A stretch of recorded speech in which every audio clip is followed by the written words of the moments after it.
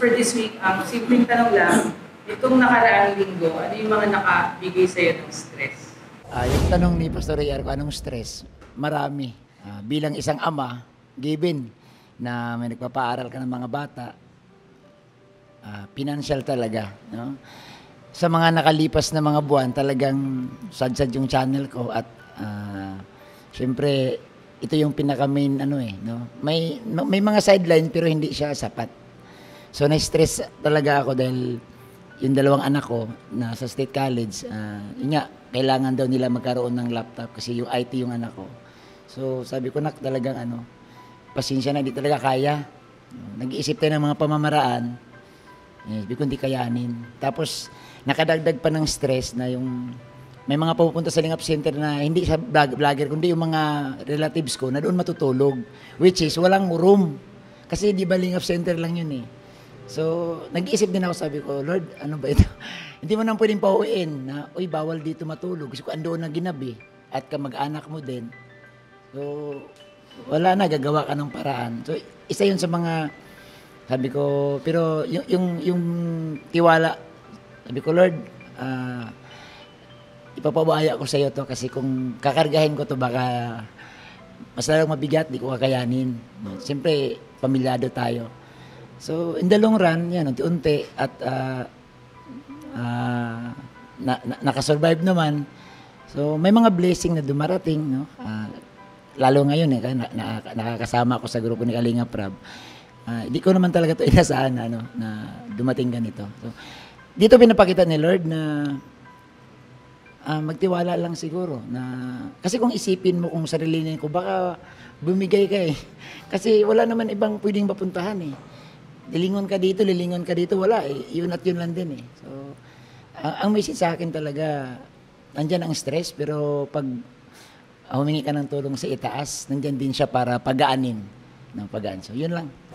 Bilang isang vlogger, na-stress ako siguro sa mga mahal ko sa buhay.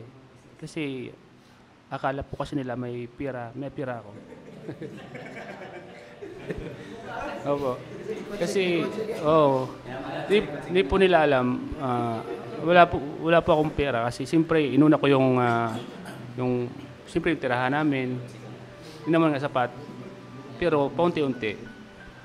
At saka, lahat po sila, dati sila kasi, bira lang silang magkuhan sa akin, kumusta. Ngayon, parang, lagi sila nangungumusta para manghiram ng pera. Doon ako na-stress. Kasi gusto ko man silang tulungan, pero di ko man mabigyan kasi di pa naman sapat. Kapos pa talaga. Masakit man sa kalooban ko na siyempre kamag-anak ko po yun. Gusto kong bigyan pero wala akong magawa. Pero sabi ko, di bala na hindi ko kayo nabibigyan basta yung nanay natin nabibigyan. Kasi maintenance sa gamot, gano'n. Tsaka yung isa pang na-stress ako minsan, bilang isang charity vlogger, yung mga kuha natin, yung mga beneficiary natin, minsan lang mapuntahan. Gusto ko man mapuntahan pero wala pang pantulong. Kaya minsan may mga nagko-comment, bakit di mo binalikan? Pero talagang sabi ko, pagdating ng sahod, doon ako na-stress minsan.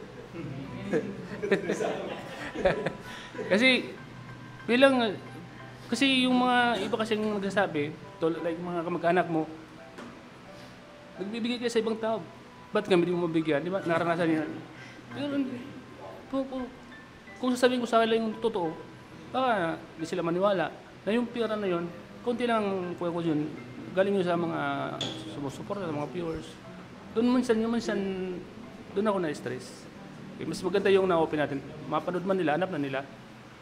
Kaya hindi naman, porket isang vlogger ka, hindi naman mapira ka. Kaya dinidivide mo yung mga lumarating sa'yo. Kaya lahat tayo na stress. Ayan, good morning po sa inyong lahat. Grabe, magsimula kay Kuya Bobby, kay Starax, dito kay halos parehas pala kami ng stress. Akala nyo kayo lang. Ayan, totoo yun, Pastor, bilang tatay kasi, bilang ama ng tahanan, isa sa nakakapagpa-stress sa atin or sa akin din, talaga yung financial para yung support ba sa anak tapos sa siyempre sa pamilya. isa yun sa, ano, sa nakaka-stress. Ano. Kaya kami, kahit may trabaho, may mga times talaga na medyo kinakapos. Ano. Pero very thankful pa din talaga ako dahil sa Team Kalingap, kahit pa paano, paunti-unti nasusuplayan ko yung kakulangan nung dapat sa kinikita ko sa trabaho. Kasi ang hirap man baga pag hindi naman kasi kumpleto yung sahod ko eh. May mga loans din naman ako kagaya ng mga nagpagawa ng pabahay, ng bahay pala. O kung may mga ano, kumbaga talagang stressful sa mga parents yung yung pagpapaaral ng mga anak, yung mga gastusin sa bahay. Pero yun na nga, nagpapasalamat kaming lahat dahil sa Team Kalingap kahit paano nakakadagdag sa supply ng pamilya. Bali yun po, isa po yun sa pinaka-stress ko rin kapag hindi ko rin naibibigay yung pangangailangan ng pamilya ko. And thank you Lord kasi kahit paano nandiyan naman siya, hindi naman tayo pinapabayaan at binibigay niya naman po yung kakulangan. And maraming salamat po. So good morning po sa lahat. Siguro ang pinaka-stress sa akin ngayong week na to, yung makita yung anak ko na hindi makakasama sa graduation. Yung pinaka yun ay, kasi nga nagtigil. Grade 12 na pati, biglang nasa second sem na siya, tapos matras. Medyo talaga kasi yung hindi, next year na daw ulit at nagkaroon ng problema sa school. Nagkaroon siya nasama siya sa bullying, tapos late na siya nagsumbong. Yung talagang nahihiya na siyang pumasok. Pero kung maaga siya nagsabi sa amin, naagapan po yun. Kaso late na, parang yung hiya niya, hindi niya na kayang iharap. Kahit gusto ng teacher, talagang sarili niya nang hindi kaya. Kaya next year ulit. Yan po ang pinaka kasi yung bunso ko mag-moving up. Tapos siya, stay pa rin sa 11. Kaya medyo sad ay. Tapos ayaw na lumabas ng kwarto, nasa loob na lang ng bahay. Hindi po, yung panganay po yung yung nagtigil. Yung nagdibo siya. Tapos pag kinausap mo, hindi ka rin sasagutin ng kasi masyadong timing. Kaya yun po ngayon pas ang ko ay palaging iniisip na sana maging okay ulit para makapag-aral na naman. Di bali na kahit malate, okay lang. Thank you po. Ang totoo talaga, stress na ako 1 linggo nakalipas. Kasi nahihilo ako. Di ko alam kung nagdadrive ako, hilong-hilo ako.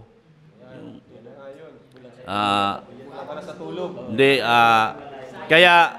kaya ang halos ayaw ko nang mag-vlog kasi nahihilo ako eh. Sobrang init. Parang inaaliw-aliw ko na lang sarili ko sa pa-live-live. Pero ang katotohanan,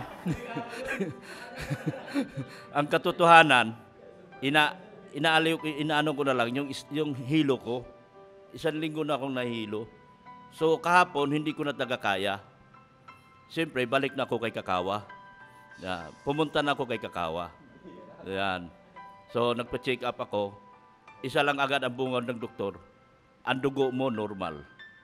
Ang mga cholesterol mo, mga mga blood sugar mo, nagamot mo na.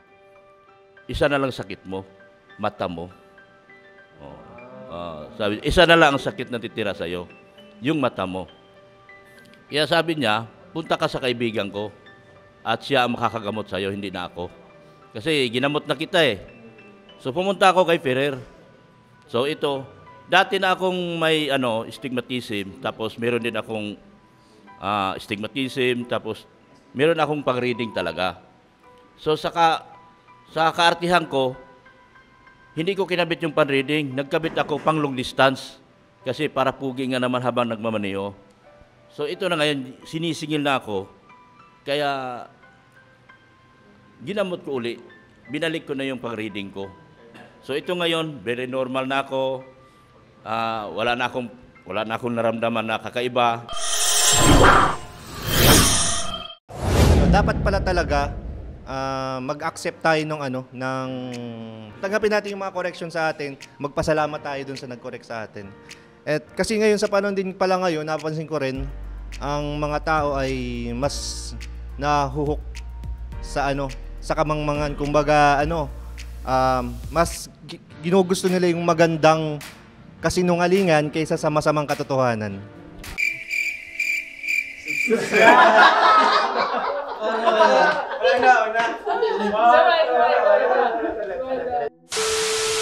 Please, YouTuber. salamat po sa inyo. Thank you.